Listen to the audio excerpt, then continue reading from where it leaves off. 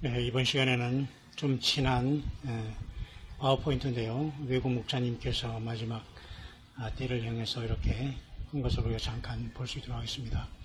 특별히 이 파워포인트에서는 그 이슬람권의 발호라는 말 아시죠?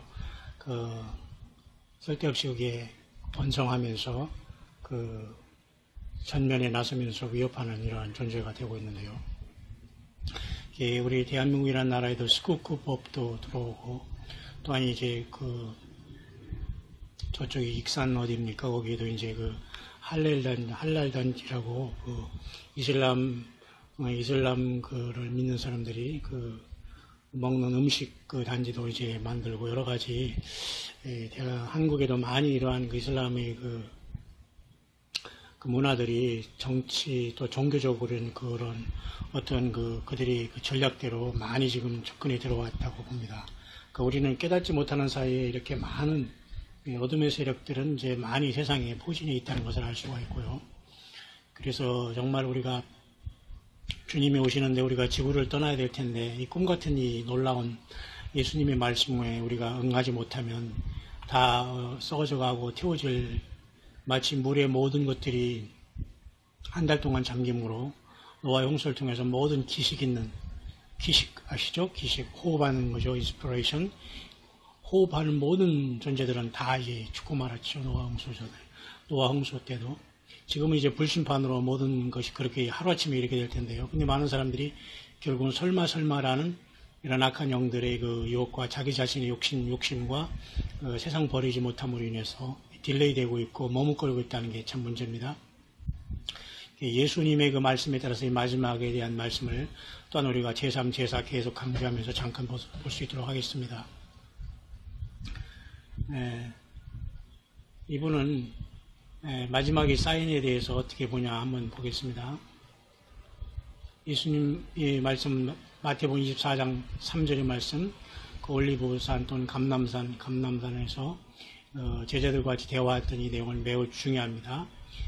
마운트 오브 올리브산에서 제자들과 같이 이렇게 조용히 주님을 만났습니다. 조용히 제자들과 같이 프라이빗하게 만났습니다. 그러니까 막 대중적으로 뭘 하고 쇼를 하고 막 그냥 이벤트를 벌리고 이런 곳에서는 사실은 미안하지만 더 성령께서 퍼스널하게 역사하지 않는다고 보면 됩니다. 하나님은 굉장히 퍼스널리하고 프라이빗하면서 1대1로 우리 한 사람 한 사람을 다루시기를 원하시죠. 자, 우리에게 좀 말씀해 주십시오. 이렇게 할 때에 마태복음 24장 3절은 매우 중요한 클루, 하나의 힌트를 우리에게 어떤 하나님의 예수님의 다시 오심에 대한 증거, 어떤 힌트를 주는 겁니다. 실마리를 준다는 것이죠. 그래서 주님께서는 언제 성전이 이제 파괴되겠나이까라고 물었을 때 이것은 역사 속에서 AD 70년에 타이투스에 의해서 이미 이루어진 사건이죠.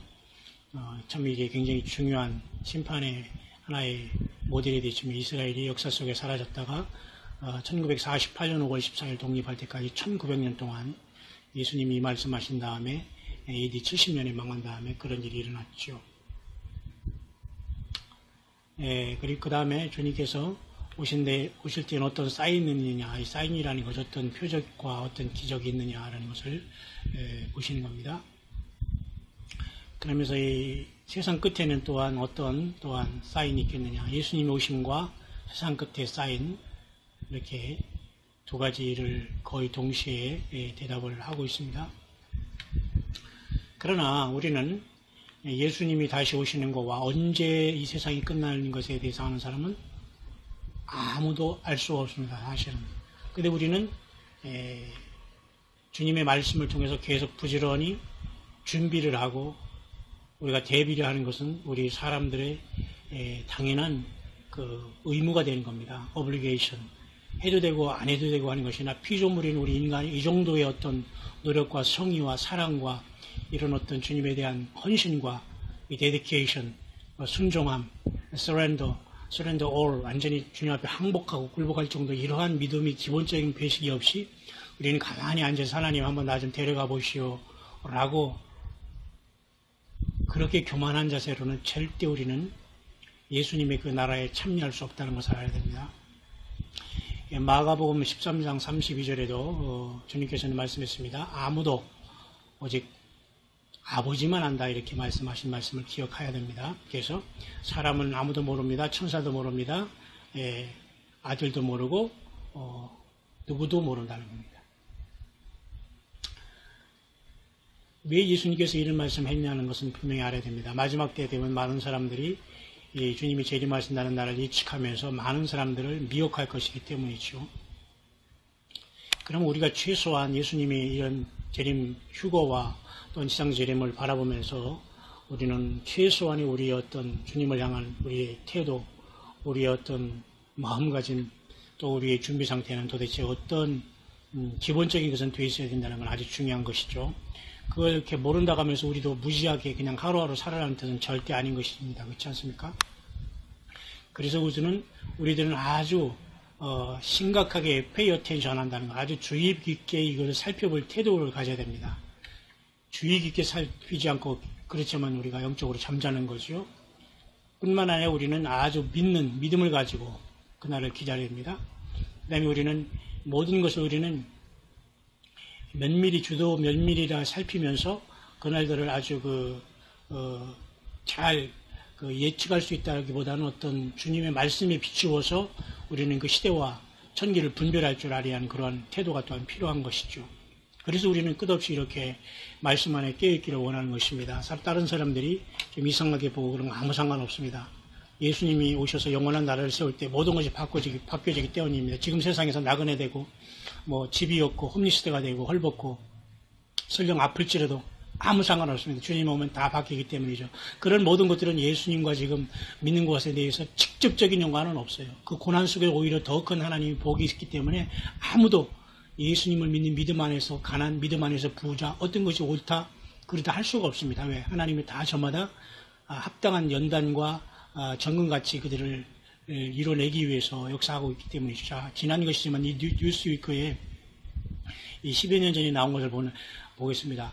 아무리 그래도 구간이 명관이라고요. 해 아래 세 가지 없습니다. 새 거 나왔다. 성경이 그러면 새롭게 쓰여져야 됩니까? 아니잖아요. 예수님이 그러면 다시 새로운 인물이 와야 됩니까? 아니잖아요. 그러니까 우리가 지나간 날에 많은 우리의 믿음의 선배들도 열심히 주님을 향하여 이렇게 믿음 지킨 것들을 우리가 계속 반복할 필요가 있습니다. 특별히 우리가 이렇게 팀 라헬라는 이 사람이 말하기를 특별히 Left Behind라는 소설이 있지 않습니까?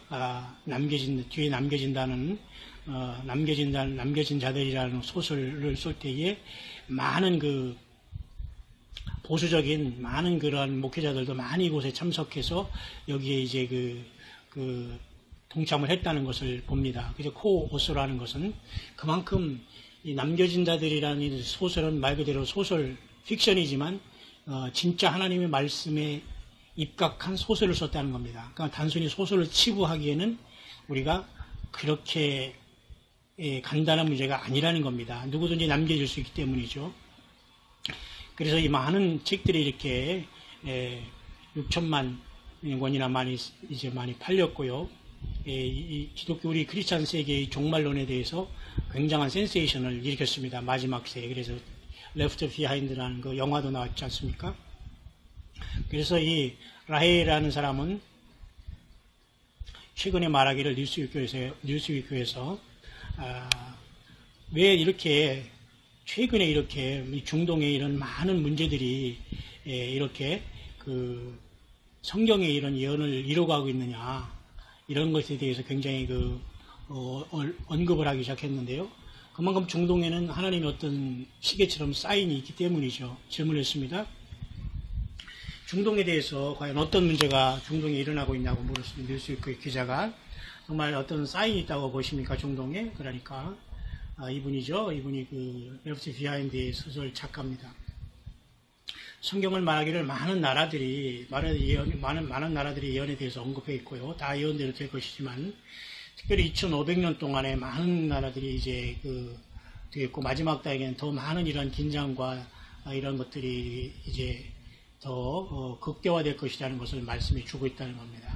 바로 그것이 바로 지금 시대라는 것을 알 수 있어요. 그래서 우리는 주님께서 우리를 산채로 데려가실 그러한 마지막 세대가 될 수 있다는 것이 바로 휴거를 기다리는 온 세계 무용교회와 깨어있는 기름 준비하는 다섯 처녀 같은 온 세계 만방국에서 빠져나와서 주님을 골방에서 무용교회로 오직 예수님 때문에 고통하면서 모든 걸 다 버리고 기다리는 그 기름 준비한 처녀들의 그 마지막 몸부림이 아닌가, 해산의 고통이 아닌가 생각을 합니다. 특별히 이 마지막 때에는 이와 같이 많은 사건들이 이제 일어나고 있다는 것을 이제 이분이 간파한 상태에서 이제 Left Behind라는 소설을 썼고 또 영화까지도 만들어졌지요.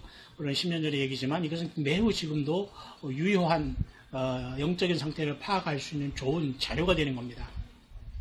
그래서 첫째 초대교회 때 우리 기독교인들은 말이죠. 그들이 생애 동안 세상이 끝날 것이라는 믿음을 가지고 살았습니다. 지금은 어떻습니까? 전혀 아니죠. 카타콤에 들어가서도 막 무덤 속에서도 주님을 기다리면서. 근데 지금은 완전히 잠자고 있는 시대가 있습니다. 되었다는 거죠. 그래서 지금 깨어있는 것은 너무도 중요합니다. 그래서 과연 이때가 정말 시대에 어떤 징조가 있느냐가 물었을 때에 아무도 주님이 들어올 시간을 모른다. 분명히 이 작가도 이제 인터뷰하면서 얘기를 했죠. 그러나 우리 앞에 우리는 더 많은 주님께서 우리 시대에 돌아올 수 있는 많은 어떤 사인들이 있다는 것은 분명하다라고 지적을 하고 있는 거죠. 여러분도 여기 동의하시죠? 저도 역시 동의하는 목회자와 선교자 중에 한 사람입니다. 동의 안 하면 어쩔 수 없어요. 그냥 술 친구들과 더불어 마시고 세상 먹기에 취해서 말이죠. 그죠? 뭐 예배당 짓고 뭐 투자하고 뭐 그러려면 그렇게 해야지 어떡합니까? 저는 그런 것은 아예 상관 안 합니다. 여러분 어떻습니까? 최소한 여러분이 이 말씀을 같이 이렇게 궁금해서 듣는 여러분들은 최소한 저희 말씀에 동의하지 않습니까? 그래서 마지막의 사인은 예수님께서는 어떻게 이 마지막의 사인에 대해서 언급하셨나? 우리가 너무 시간이 없는데 주님은 분명히 많은 사람들이 와서 우리를 속일 것이라고 말씀합니다. 조심하라. 테이크 히드라는 건 조심하라는 말이거든요.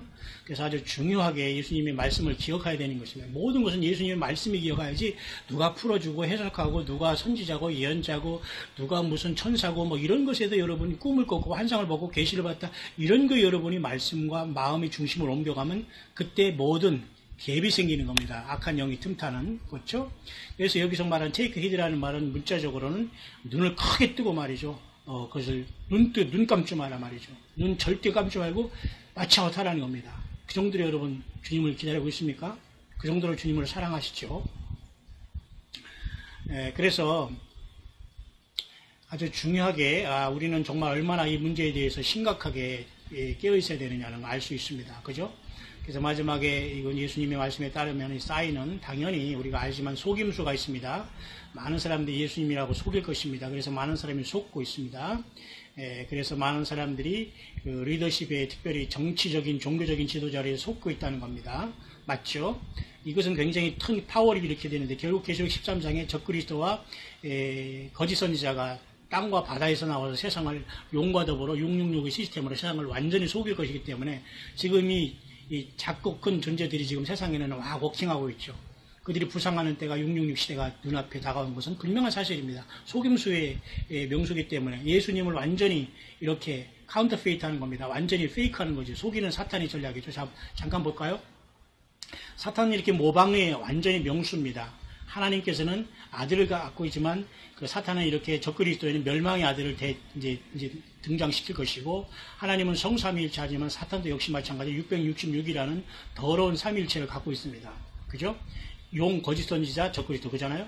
그리고 하나님의 자녀들을 갖고 계시지만 마귀도 역시 사탄도 가라지들을 키웁니다. 염소들.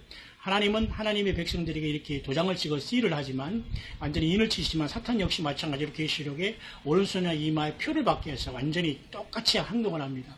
하나님은 역시 교회를 갖고 있습니다. 스피리추얼 영적인 무형교회를 갖고 있고 완전히 이건 산돌로 살아있는 교회입니다. 영원히 생명을 예수님의 피로 살아있는 마귀는 역시 사탄의 회를 갖고 있습니다. 서머나 교회를 핍박한 사단의 회. 예수님은 정말 세상의 빛이지만 마귀는 광명한 천사로 자기를 가정합니다. 그죠? 모든 게 속인다는 겁니다. 특별히 이분은 이 후반전에 특별히 이슬람권이 얼마나 많이 이 사람을 죽임으로써 저들이 세상에 강력하게 지금 그 힘을 펼쳐나가고 있다는 걸 보면서 마귀의 한 단체라는 걸 분명히 알려주고 있습니다. 여러분, 이슬람에 속지 마시기를 바랍니다.